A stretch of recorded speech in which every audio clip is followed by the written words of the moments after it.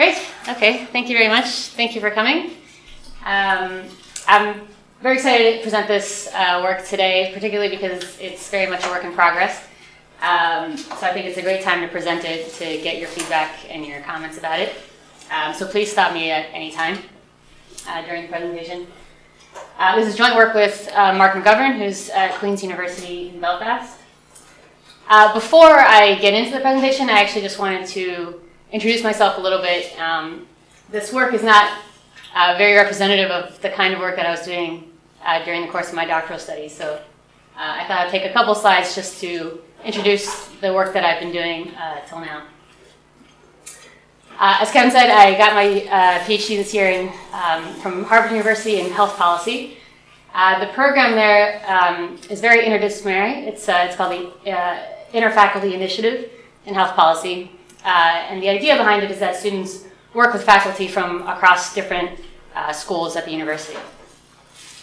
So I worked with not only the Department of Economics at the School of Arts and Sciences, but the School of Public Health and the School of Medicine as well. So those kind of cross-disciplinary collaborations is something I'm very interested in. Oh, sorry, I'm supposed to be over here. And I'm hoping to continue that in my time here at Geary. So just to talk a little bit about my work during my doctoral studies. My main focus was a randomized controlled trial that I designed and implemented in Ghana. This was testing whether a mobile phone sexual education program could increase knowledge of reproductive health as well as reduce risky sexual behavior among adolescent girls. So this took up most of my time. I developed a funding proposal for it. It was funded by the Weiss Family Fund for Development Economics, which is based out of the Harvard Econ Department. So I designed the trial and managed it, spent a lot of time in Ghana conducting the study itself. The main paper from that is in a revise and resubmit, so I'm hoping that'll be published soon. And then I have 2 more papers that I'll be working on from the same data. One of the things I also did with that paper is that I disseminated the results of it to the Ghanaian government as well as to NGOs and the media in an event in Accra earlier this year. So that's something that's important to me. Bridging the research to policy gap is something I'm interested in and hoping that I continue to do in my career. Both creating policy relevant research, but also disseminating and communicating that research to policymakers. Most of the rest of my work has been quasi-experimental in nature. My second dissertation paper looked at the impact of migration on reproductive health outcomes in Ghana. So this used data that had been previously collected, and I was able to reconstruct women's migration histories and reproductive health histories to look at the impact of migration on fertility and pregnancy outcomes. Other work that may be more relevant to Ireland and the UK, currently working on a paper looking at the long-run returns to breastfeeding, so cognitive and economic outcomes for children that were breastfed who are now age 50 using the National Child Development Study from the UK. And then since coming to Geary, I've teamed up with the Maternal and Fetal Research Unit to look at the cost effectiveness of one of their programs called the PAIRS program, which is an intervention for reducing risk of gestational diabetes. And then lastly, I've done a little bit of methodological work. My third paper looked at the bias of standard errors in differences estimation when the number of groups is small and when the treatment is at the group level.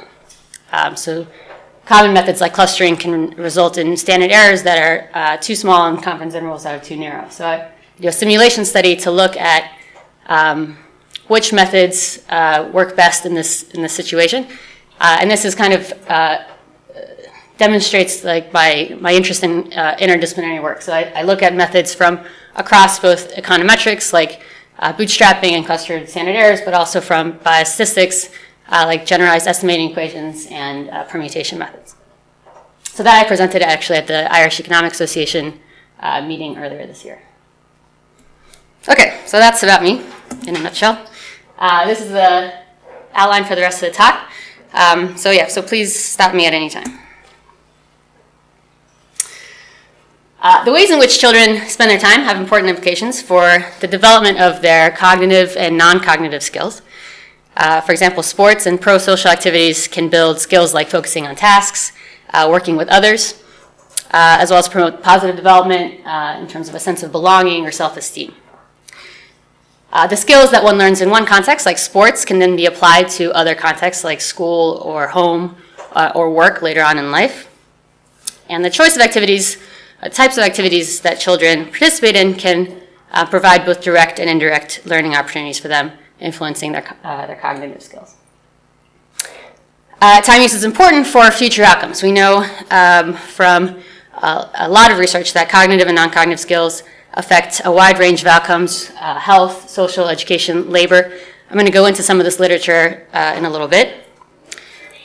So disparities in time use at young ages can contribute to gaps in these cognitive and non-cognitive skills. It's still showing up here, is to describe differences in time use among children in Ireland by socioeconomic status.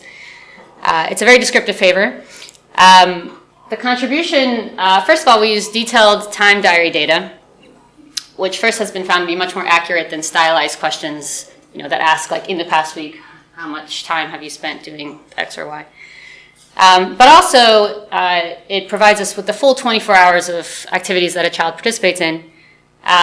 So we know not only that there's a difference in one particular activity, but we can see what then makes up that difference, what it substitutes for that activity.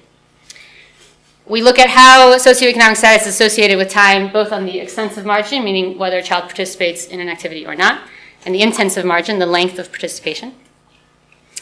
We use longitudinal data, so we're able to track children as they age from late childhood, age 9, to early adolescence, age 13, and look at those trajectories in time use. And then we use concentration curves to quantify the extent of income-related inequality in time use, and a decomposition analysis to look at which factors contribute to that inequality. So I'll do a brief literature review. There's been quite a bit of work looking at how after-school activities impact education and labor outcomes. A lot of the work has been associational, and of course it's not random who selects into what type of activities, certain types of activities like athletic or academic clubs. And so there have been some quasi-experimental papers trying to deal with the selection issue. This first one used longitudinal data and individual fixed effects that at least adjusted for some of those individual unmeasured characteristics that influence participation into activities, and found that athletic and academic club participation increases math and science scores. The second one looked at trying to adjust for ability by controlling for high school rank and educational attainment, and found that sports increases wages by either 4 or 15%, depending on the data set used. That's from the US. This third paper is probably most interesting. It uses an IV, that's the Title IX legislation in the United States. Title IX was part of the 1964 Civil Rights Act, and it ended discrimination, or outlawed discrimination based on sex in federally funded educational institutions. Basically, one of the main results from that is that high schools in the United States had to have equal participation of girls and boys participating in sports. And so the author exploits differences in how states had to accommodate this law, and finds that a 10 percentage point rise in female sports participation resulted in an increase of 2 percentage points in female labor force participation. And then this last one used detailed time diary data from children in Australia, and found that computer time at age 5 positively impacted test scores at age 7, and TV time negatively impacted test scores. Sports and stimulant activities can also impact health outcomes. A couple of cohort studies tracking children as they age from childhood into young adulthood found that physical activity at age 9 and 12 predicts physical activity in adulthood. And that second study found it predicted physical fitness as well in adulthood. And from some of the work of James Heckman, we know that stimulating early environments can have a big effect on children. This study was the Diaries project in North Carolina. I found this stimulating early environment from ages of like 6 weeks to 5 years of age. They tracked those kids who are now in their mid-30s and found that those that were exposed to the treatment have a lower prevalence of risk factors for cardiovascular disease. And then lastly, unstructured time can also be very beneficial for children.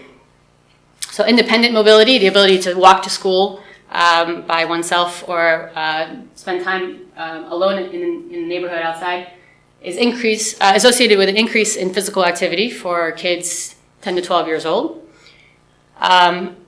Conversely, a lack of independent experience contributes to a lack of self-esteem, anxiety during transitions, particularly between different schools or from school to college, reduced social competence and reduced resilience. And part of that is because unstructured social activities promote self-discovery and personal expressiveness with peers, that's social competence. And we think about how time differences may be different across socioeconomic strata. There may be a number of different factors. First is just a lack of resources. So for example, putting your kid in school, that might cost money. Buying them sports equipment, might cost money or might also be time intensive. Secondly, marital instability. So lower socioeconomic households are more likely to be single-headed households, single moms, which may make it more difficult to keep their kids in regular activities.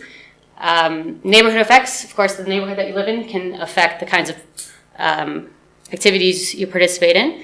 And there may be differing values or beliefs about how children should be raised. So a prominent sociologist in America, Annette Leroux, has a theory that higher income parents have this, follow a program of concerted cultivation, which is this idea that they very closely monitor and participate in their child's activities from a young age to through adolescence. They choose very specific activities for their child to do because they want their child to learn very specific skills. Whereas lower income families tend to follow the model of accomplishment of natural growth, which is this idea that kids should be free and independent and learn by themselves, and that fosters resilience and the ability to solve their own problems. In terms of the empirical evidence, Liam and Orla found in one paper pretty recently that our socioeconomic differences in time preferences is measured by impulsivity and persistence, things like that. The type of activity does vary with parental education. A number of studies have found that. One particularly found this developmental gradient, which is in line with that Leroux theory, that higher income parents tend to do specific activities like reading and spending time with their children when they're young, and then monitoring their activities when they're older. And lower income tend to just let their kids be more independent. The amount of time spent with children has been found to vary by SES both within and across countries, which kind of lends credence to this idea of differing values. Although in a different study, parental time with children does respond to changes with income, which would indicate that perhaps it is more of a lack of resources, or at least partly that. But what's interesting is there are a lot of these studies looking at parental time, but there's not much evidence on how children actually spend their own time. None that I could find in Ireland. And I think it's a very interesting question, because parental time, it does give some indication of these development of these non-cognitive and cognitive skills, but I think how children spend their own time is a bigger indicator of that. Okay, so let me just get to the actual study. I used the Growing Up in Ireland data, the child cohort. I'm sure everyone is familiar with this data. Nationally representative, longitudinal, that follows children first at age 9 and then at age 13. There's also an infant cohort, which I did not use for this work. I'll go into the time diary structure a little bit, as people may not be as familiar with that. The way it was done is that each child had to fill out one 24-hour period in 15-minute intervals. They were instructed as to which day of the week they're supposed to complete this. So they could fill in one of 22 pre-coded activities in the first wave or 21 activities in the second wave for each of those slots. And in the first wave, a respondent could fill out up to 5 different activities in the same slot. In the second wave, up to 3 activities. So this is something that I would love feedback on because it's unclear how to deal with this, really. They weren't told to put in like their primary activity as the first. They were just told to do it however they wanted to do it. So for this analysis, oh yeah? How often do they fill out more than one activity? Yeah, not too much. So I think it's like less than 10% of the time there's multiple activities. Probably not, yeah. But I mean, it seems like I should at least maybe do some robustness checks on this. And I do have some ideas for how to do this. But if anyone has a strong opinion. For the purpose of this presentation, or how I've done it so far, I just take the first one, thinking that people generally think about the main activity that they do, and record that as the first slot. But it's true, it doesn't happen that often, so I don't think it's that big of a deal. In wave 1, the parent was supposed to complete it with or without the child's help. In wave 2, the child was supposed to complete it with or without the parent's help. At least that's how they were asked to do it. One thing to note is that not all of the respondents for the original Growing Up in Ireland study responded to this time diary data. So 73% of respondents in the first wave returned usable diaries and 67% in wave 2. And of course, this was differential by household characteristics. So they were more likely to respond if the primary caregiver was older, not employed, more educated, and owned a home. But there are weights in the data to deal with this. So Growing Up in Ireland reweighted the data so that the time use diary data respondents are representative of the original cohort. So that's good. Okay, so the analysis, I started off with looking at the extensive margin. So I do both OLS with random effects at the child level and then logit. Both of the models come out with very similar results. So I'm going to show the OLS results because they're easier to interpret. But there's very little difference in the conclusions that you draw. Then I look at the intensive margin. So again, OLS and then negative binomial cluster standard errors. Then I do concentration curves. So these provide a means of assessing the income-related inequality in the entire distribution of children's time use. And so I show the relationship between the share of household income on the x-axis and the share of time spent on the activity on the y-axis. I'll go into this a little more when I show the graph because I think it's easier to understand. I calculated concentration index, which is just the area in between the concentration curve and the 45-degree line of equality. And then lastly, I do a decomposition analysis, which is probably the most work in progress part of this, to understand the factors that underpin the inequalities that we see. So the idea is that you can decompose the total concentration index into the constituent parts that come from these sociodemographic characteristics. So this total C is the weighted sum of the concentration index for each of the X regressors.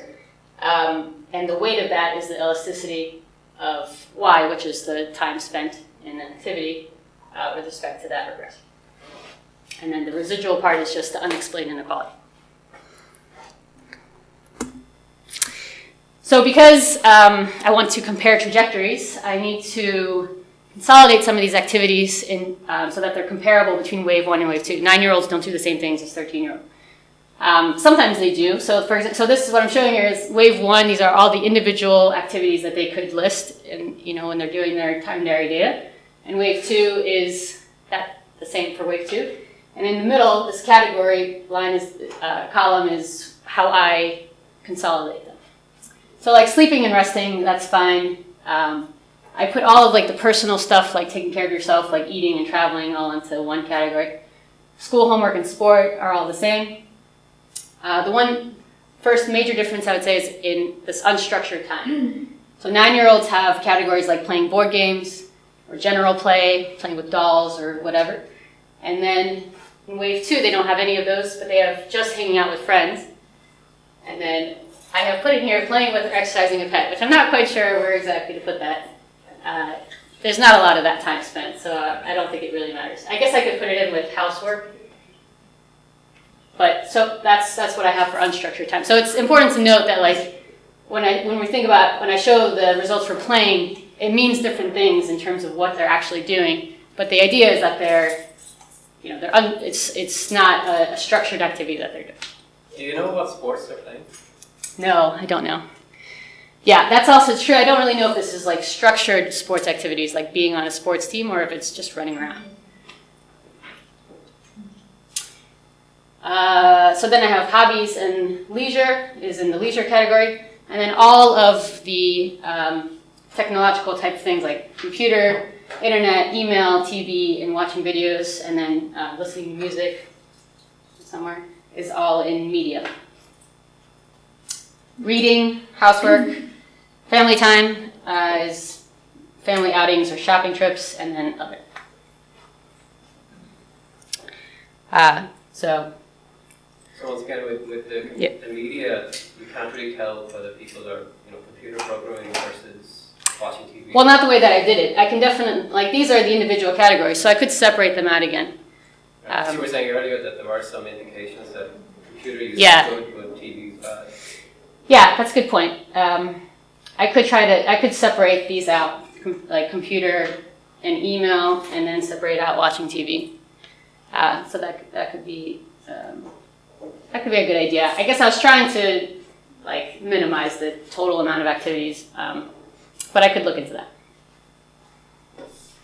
So is religious activity small enough that you would want to go with? So it's not that common. Religious activity, like no. Oh, so one thing, it's because I only look at.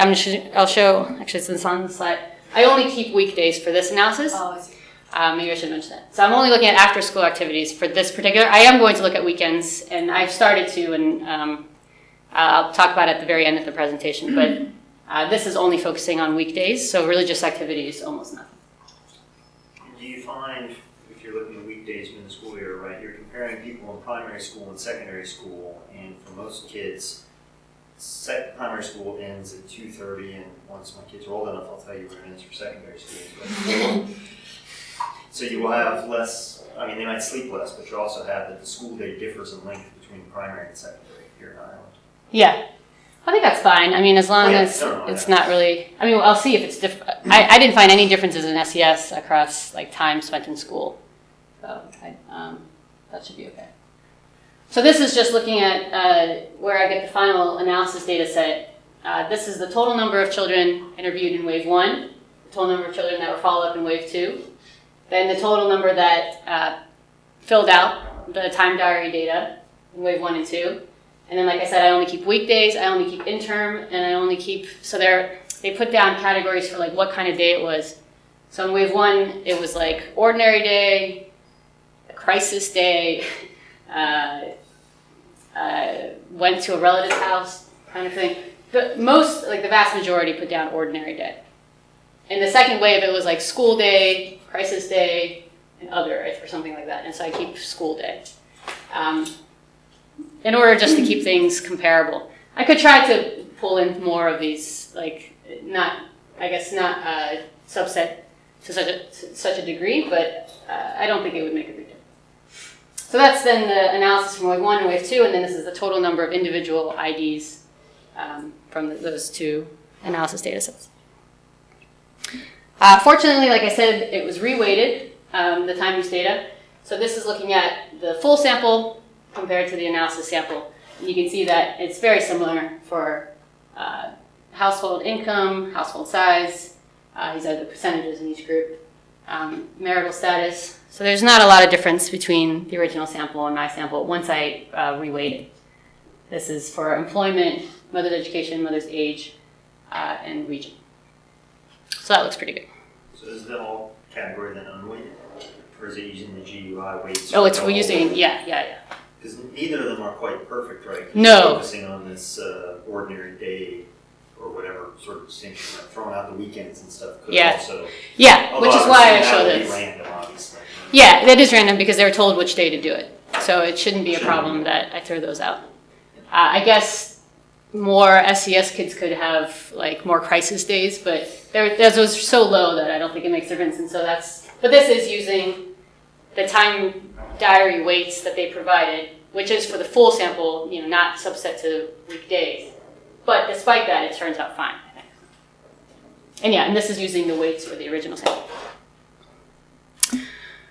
And then this is just looking at the diary characteristics. So like I said, they were told which day to complete. It should be even.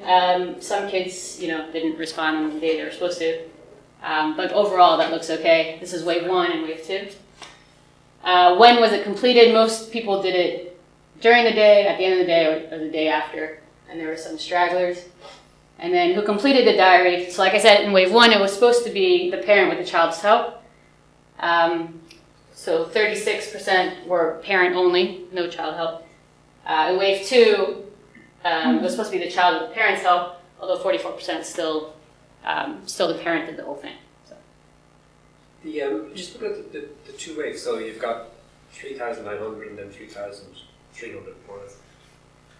How many of these are the same kids? Yeah, so it's 5,432 unique IDs. 3,9 plus 3,2 minus 5,4 is the. Yeah, You don't have that where you actually track. Yeah, that's true. If I, which is why I don't do like a fixed effects model, because I would drop so many of them. Yeah. So that's unfortunate, and that's partly because of the weekday thing, right? Because like some kids in wave 1 were told to do it on a Saturday, so those are kids I drop. Yeah, so that is a limitation there. But that is what it is. Okay, so finally some results. I hope you can see this. So this is, I think, a nice picture of just like what girls age 13 are doing in their after-school hours, like as a whole. So here I'm showing the x-axis is time. So this is 2 p.m. This is after school. 2 p.m., 6 p.m., 10 p.m. And then this is the percentage of girls age 13 that are participating in each of these activities. So they're all in school until, like I guess about 4, yeah, something like that. After school is a lot of homework time, and then after homework is done, things diverge a bit. So there's quite a bit of media, family time, playing time, and then this is sport time. On the homework thing for the 13-year-olds, yeah. Do you know if that is homework that they're doing, if they stay behind in the school at a homework club, or is this when they come home and do voluntarily to homework? Yeah, I don't know where they are. It doesn't. Yeah, there's no location listed with the homework. It's just that they're doing homework. Some kids are kind of incarcerated in school for Yeah, they could be in school, and so that's something that I could maybe. It's possible that if a child listed like both school and homework at the same time, then I could figure that out. But I don't think too many of them did that. So I could go back and check and see if like some of the the double activities at the same time slot would give some indication of location. Yeah, but that would be nice to know. So nobody reads anymore. Nobody reads anymore at all. And you should see. So these are the boys. I mean, look at you can see reading for girls, reading for boys. I mean, it drops like a rock. Although sport increases. Like if you look at the orange, like this is girls and this is boys. So you can see the sport for boys is higher. Well, I read text messages and emails. Yeah, that's all this. Yeah. It's a lot of time. Well, it could be different on a weekend, right? I mean, weekdays, Yeah. Especially for 13-year-olds. School, how much time? Tight for what? As in time-wise, they have to do their homework, they have to, Yeah. they have sporting commitments, but a weekend could look quite different. Oh, you mean like even more media than this? Well, I'd say more reading, hopefully. Oh, more reading. Yeah. Optimistic. Okay, so now some more descriptive graphs, but this is now specifically looking at SES differences. So what this is showing is the difference in participation rates between girls that come from households with mothers with high education, so high SES girls, minus the participation rate for low SES girls. So this is showing that difference. So basically this blue line here, which is sport, And this is still the time of day on the x-axis. So this is showing that basically at any time of day after school, girls from high SES households are participating, more girls are participating in sports. Girls from low SES, they're more likely to be participating in playing time, this unstructured time, hanging out with friends. That one's pretty clear. This one is a little more jumbled, I would say. So media is this blue one. Reading is this red one. Can you see this? It's not great. Sorry. I'll make the lines thicker, I think, next time. And this is homework, this one. But I mean, I would say the conclusion is not as obvious, I think, as this one. Definitely more media time, I think. More girls are participating in media in the lower SES. But the other ones are not as clear, which is why I'll do the model. And boys, similar sort of picture. Although slightly attenuated, I realize that this axis, the scale is not the same. Unfortunately, I have to fix that. So this is attenuated.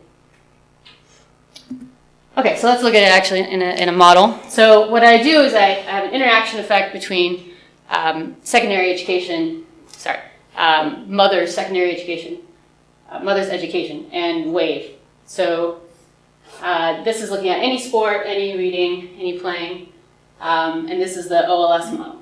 So basically, these coefficients you can think of as there's no difference in participation in sport at age 9 for girls. The secular trend is that there's a vast decrease in participation in sport from age 9 to 13. But in addition to that, there's a gap that emerges between low SES and high SES as measured by mother's education. Because those with more than secondary education at wave 2 are much more likely to be participating in sport than the omitted category, which is less than secondary education. For reading, that trend is that the pattern is quite a bit different. There's actually a gap that has already emerged by age 9. That's quite strong. Again, there's a huge secular trend of just dramatically decreasing time in spent reading. This is reading, by the way, not homework reading. Like it's specifically reading for pleasure. But that in that gap that has emerged by age 9 is about the same. There's nothing really changes at age 13. The dependent variable again is just a 0, 1 for Yeah. doing Any sport during any of this in that last 24 hours. Yes. So playing is interesting because it's actually more likely for high SES to be playing at age 9, and that is reversed by age 13. High SES is much less likely to have this unstructured hanging out playing time. Media and homework, there's no obvious trend, I would say. It seems that all girls do some amount of media and do some amount of homework. I was going to say, what are the means for these? That might be useful as well. Yeah, that's good. Because I mean, the graphs of time of day were very useful, but somehow add them up to know what. Yeah. Yeah, that's a good point. I mean, I'll show the marginal effects from when I do the intensive margin. That'll be a little more helpful. Mm-hmm. Boys, I would say is a similar story. There's a bit of a gap already at age 9 for sport, although much smaller, and that stays the same. And reading, actually, that gap closes a bit, and I think that's just because reading plummets so far down that the gap actually ends up narrowing. Can I just ask, on your this is maternal education, isn't it? Your secondary. Yes, maternal education. So you more than secondary is basically people who have completed more than their leaving certificate, done something other than their leaving certificate. Yeah, exactly. Maybe they didn't finish tertiary, but they have at least some of it. Okay, because I've done a little bit with this data. Yeah. And I usually use a 4 breakdown classification of maternal education. I find this there's quite a difference between mums who get to 3rd level and mums who are at kind of what I call diploma cert level. So they've done more than secondary, but they haven't done 3rd level. And I find that the mums in the diploma cert are actually closer to the leaving cert mums than the 3rd level mums. So you might, you split that up. Check a bit of robustness with how you define your PLCs and things like that. Yeah, they don't seem to be that different from kids who just do the leaving cert. Because when you get to 3rd level, that seems to be a difference. Okay, yeah, that's interesting. Yeah, I'll definitely do that. Thanks. Okay, so then looking at the intensive margin, how much time is spent on these activities. So that there's some interesting results there. This is predicted number of minutes. This is also from that OLS model. For wave 1 and wave 2, and then here's, mother's education, less than secondary, secondary, and more than secondary. So again, no differences at wave 1, and we see this gradient that occurs at wave 2. Everybody goes down, but really, the difference is pretty dramatic. Only 12 minutes, basically, per day that girls less than secondary spend on sport or physical activity, and 29 minutes for secondary education, more than secondary. So that's, 3 times. 9-year-old girls are spending an hour a day on sports during the week. That's good. That seems high to me. That seems high to you? These are conditional, conditional on doing any. So do these have the zeros? No, this is not conditional on doing. This includes the Those zero. do seem high. Yeah, I guess so. 9-year-olds tend, when I think of a 9-year-old, I think of girls or kids running around quite a bit. Yeah, well, I guess most people, they might have training 2 or 3 times a week, but not every day. They last an hour. I don't know, it just seems an hour's a long time. Every day of the week. Yeah? Is that counting PE? At school? Well, it depends on how they coded that, I guess. Like if they decided to indicate PE class as sports time, or they could have indicated as school time. So it's unclear, I guess. Yeah, I don't know. That's what I find. Playing time is what we'd expect. No difference at age 9. A big gradient going the opposite direction of sports at age 13. And then the media is interesting because remember we found no real differences in participation in media, so all girls do at least some. And at age 9, it's about the same, but we see that girls with lower socioeconomic status spend a lot more time on media at age 13 than those with mothers with higher secondary education. Yeah? So this comment that was made earlier about the school time being different for different ages. Right. So I wonder if in the end it couldn't be more meaningful if you cut for the 9 years old, like the part where the 13s are in school, right? Because then you cannot really compare like the part that the 13s are in school and then they are doing stuff that are taught, like this physical education or whatever. So if the, I don't know, so the secondary schooling people, like at what time do they finish it? 3:30. So okay, so the difference is About an hour difference. Yeah. no, I mean, maybe like more sense to start at 3:30 for the two. I don't know. You mean for the descriptive graphs, but for this, I don't think it really matters, right? It's like we're just looking at the total for the entire day. So, whether they spend an extra hour in school or not. Well, but at school they are basically forced to do what they are told to do. So if Oh, I see what you mean. Yeah. so to compare between the different.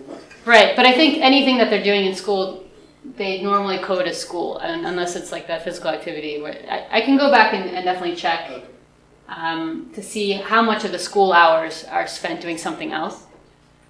But if you saw, the graphs, like, if I had extended, the reason why I cut it off here is because all of this is just big red. It's just a big red block of school. So like, it's not really that interesting because they're in school. So. I doubt this little bit of difference, if there is, would really, would impact that. Okay, so boys, similar patterns. With sports, similar patterns with playing, and similar with media. A little attenuated. These are not the differences are not quite as stark. Okay, so then concentration curves. I should probably wrap up. So. This is showing the cumulative proportion of sport on the y-axis and the cumulative share of income on the x-axis. This green is wave 1 and the blue is wave 2. So this is showing basically like if there was no inequality in share of sports time, then the bottom 40% of the income distribution should have 40% of the sports time. That would be this line of equality. But they only have about 30%. So they have less than they should. And you can see that from wave 1, that inequality is quite small. In wave 2, it's pushed out. That's similar for boys sport. And then again for girls reading, and again for boys reading, although again, since there's actually not that much reading at all, that's, less obvious. Okay, and then finally the decomposition analysis. So I'm just showing some abbreviated results. I am controlling for a number of other socioeconomic characteristics, but I'm just showing the results for income and mother's education. So basically I've decomposed the income-related inequality into a number of socio-demographic characteristics. So what I find is that, for example, for boys sport, this is age 13, for boys sport, all of the income-related inequality can be explained with income. Whereas for girls sport, income-related inequality is not actually explained by income. Once you control for mother's education, it seems that mother's education is actually more of a contributor to this inequality, which is interesting. Why? Yeah, I don't want to draw too many conclusions from this just yet. It's possible that, I guess, boys are more likely to be in sports generally. Culturally, I guess, whether you're low income or high income, it's normal for your boy to be put into sport. So if they're not, it's probably due to not having a resource constraint.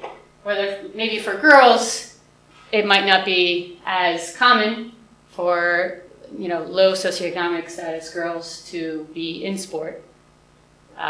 So it's not necessarily an income problem. It's more of this difference in values or beliefs. But I think that's a bit of a stretch at this point. So I need to do more work, I think, on understanding these results. Okay, so that's about it. Just to sum up, there's differences in time use by socioeconomic status. No real differences in sport at age 9, but large gaps by age 13. Reading differences already present by age 9, which, this is a very descriptive work, but you think about policy implications that could result from this, that you'd want to intervene on, if you want kids to be doing more reading, low socioeconomic status kids to be doing more reading, you'd have to intervene before age 9 versus sports. Maybe it's that time, when girls hit puberty, that really changes. High SES kids are more likely to have unstructured time at age 9, but less time at age 13. All girls participate in media, but those with low SES spend much more time on it. Boys are quite similar. And then again, that inequality in sports for boys can be attributed to income, while for girls, it's more due to mother's education. I'm looking into why. So if these kinds of differences persist, going back to the motivation of this in the beginning, these can result in differences in cognitive and non-cognitive skills that could have implications for later life. And then finally, the next steps, I'm looking at weekends. I do find similar, I just did a very cursory analysis, not everything here, just some means. And I do find similar patterns for sport, media, and playing, but I'm going to flesh that out. Better understand the reasons that for these differences. Think about these robustness checks for these secondary activities, and then eventually look at maybe some impact on outcomes. For example, does change in sport time affect obesity or BMI?